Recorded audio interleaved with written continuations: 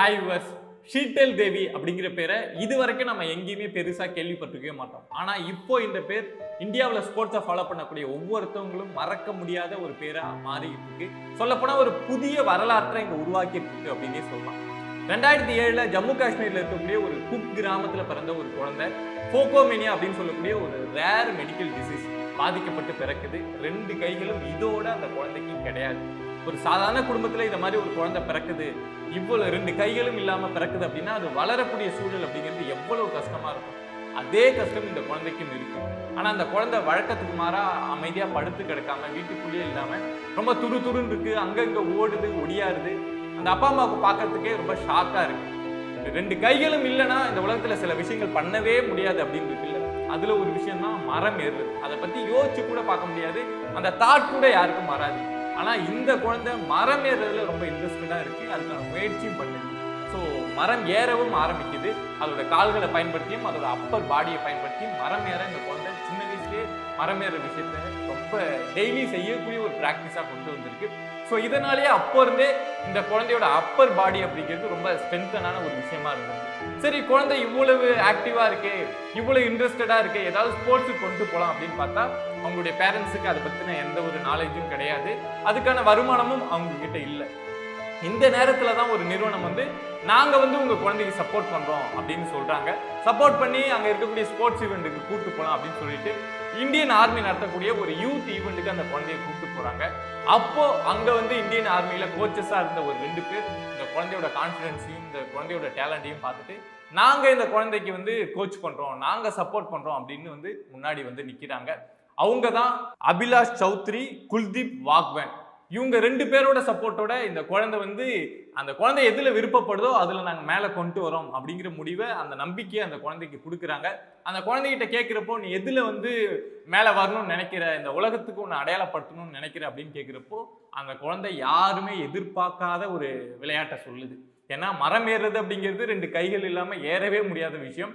அது அந்த குழந்தை சின்ன வயசுலேருந்தே பண்ணிட்டு இருக்க ஒரு விஷயம் தான். ஸோ அப்படிங்கிறப்போ இங்க இந்த குழந்தை என்ன சொல்லுது அப்படின்னா, நான் ஆர்ச்சரி பண்ணணும்னு நினைக்கிறேன், வில்வித்தையில சாதிக்கணும்னு நினைக்கிறேன் அப்படின்னு சொல்லுது. எல்லாருக்கும் ஷாக். என்னடா அது 2 கைகளும், அதுவும் இதுவோட அந்த குழந்தைக்கு கிடையாது. வில்வித்தை அப்படிங்கிறது 2 கைகளையும் பயன்படுத்தி செய்யக்கூடிய ஒரு விஷயம். ஸோ எப்படி இந்த குழந்தை அப்படின்னு எல்லாருக்கும் ஒரு ஷாக். பட் அந்த குழந்தை அது மேல ரொம்ப கான்ஃபிடென்ட்டா இருக்கு.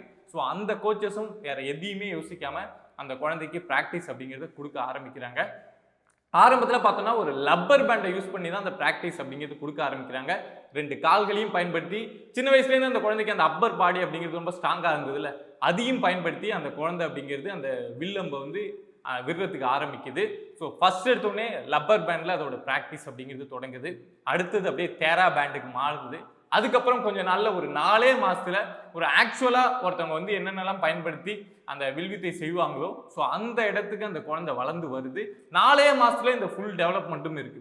5 மீட்டர்ல தொடங்கின அந்த குழந்தை 50 மீட்டர் வரைக்கும் டார்கெட் பண்ண ஆரம்பிக்குது. அங்க இருக்கக்கூடிய கோச்சஸ்க்குலாம் ரொம்ப ஷாக். சரி, இந்த குழந்தைய நம்ம ப்ராப்பரா கொண்டு போனோம் அப்படின்னா இந்த குழந்தை ஒலிம்பிக் வரைக்கும், பேரா ஒலிம்பிக் வரைக்கும் போயிட்டு இந்தியாவுக்கே கோல்டு மெடல் வாங்கி கொடுக்கும் அப்படின்னு முடிவு பண்றாங்க.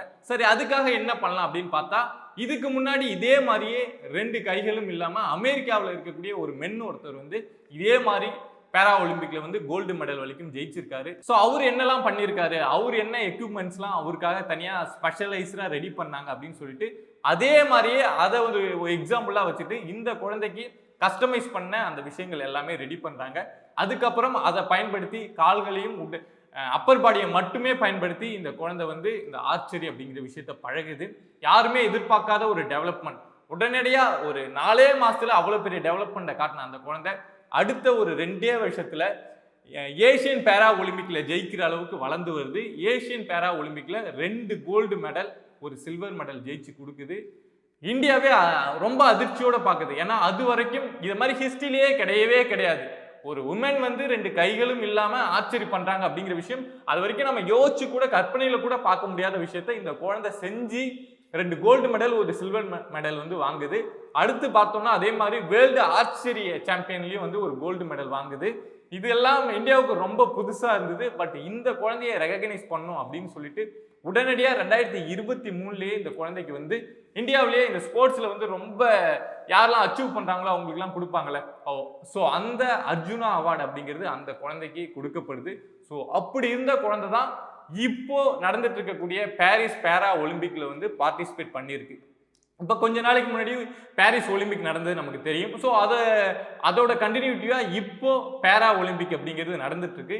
இதுல இந்த சிறுமி, இப்போ இந்த சிறுமிக்கு வந்து 17 வயசு ஆகுது. அந்த சிறுமியோட பேர் தான் நான் சொன்னேன், ஷீட்டல் தேவி. ஸோ இப்போ அந்த சிறுமி பாரிஸோட பேரா ஒலிம்பிக்ல கலந்துக்கிட்டு அவங்களுடைய வில்வித்தை அப்படிங்கிறத நிகழ்த்திட்டு இருக்காங்க. நேற்று இந்த ரேங்கிங் கேட்டகரி அப்படின்னு சொல்லக்கூடிய அதுக்கான அந்த கேம் அப்படிங்கிறது தொடங்குச்சு. ஸோ அதில் இந்த சிறுமி வந்து 703 பாயிண்ட்ஸ் எடுத்து செகண்ட் பிளேஸ் பிடிச்சிருக்காங்க. ஸோ அதோட கண்டினியூட்டியாக அந்த ரேங்கிங்கை வச்சு தான் அடுத்தடுத்து இவங்க யார் கூட ப்ளே பண்ண போகிறாங்க அப்படிங்கிற விஷயம் கன்ஃபார்ம் பண்ணுவாங்க. ஸோ அதே மாதிரி இன்னைக்கு அந்த குழந்தைக்கு அப்படிங்கிறது ரவுண்ட் ஆஃப் 32 அப்படின்னு சொல்லக்கூடிய ஒலிம்பிக்ல அந்த விஷயம் அப்படிங்கிறது இன்னைக்கு அந்த போட்டியில இந்த குழந்தை போட்டி போட போகுது. ஸோ இந்த ஷீட்டல் தேவி வந்து இந்தியாவுக்கே பெருமை தேடி கொடுப்பாங்க. இந்த பேரா ஒலிம்பிக்ல கண்டிப்பா ஒரு கோல்டு மெடலை ஜெயிச்சு கொடுப்பாங்க அப்படிங்கிற ஒரு பெரிய நம்பிக்கை உருவாகி இருக்கு. யோசிச்சே பார்க்க முடியல. ஒரு 2007 ஒரு 2 கைகளும் இல்லாம அந்த குழந்தை பிறந்தப்போ அந்த குழந்தையோட மனநிலையும் அந்த பேரண்டோட மனநிலையும் என்னவா இருந்திருக்கும்.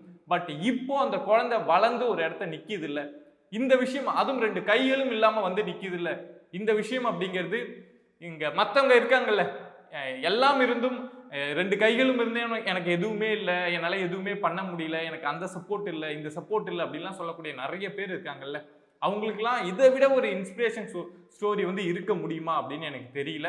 ஸோ இந்த குழந்தை இன்னைக்கு எப்படி பர்ஃபார்ம் பண்ணுறாங்க, இந்த பேரா ஒலிம்பிக்கில் எத்தனை மெடல் ஜெயிச்சு கொடுக்குறாங்க அப்படிங்கிற விஷயத்த நான் கண்டிப்பாக உங்களுக்கு அப்டேட் பண்ணுறேன்.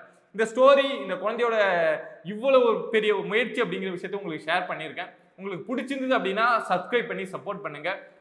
இந்த குழந்தை அடுத்தடுத்து இந்த பேரா ஒலிம்பிக்ல வந்து என்ன பண்றாங்க அப்படிங்கிற விஷயம் வந்து உங்களுக்கு அப்டேட்டா வேணும் அப்படின்னு நினைச்சீங்கன்னா கண்டிப்பா கமெண்ட் பாக்ஸ்ல கமெண்ட் பண்ணுங்க.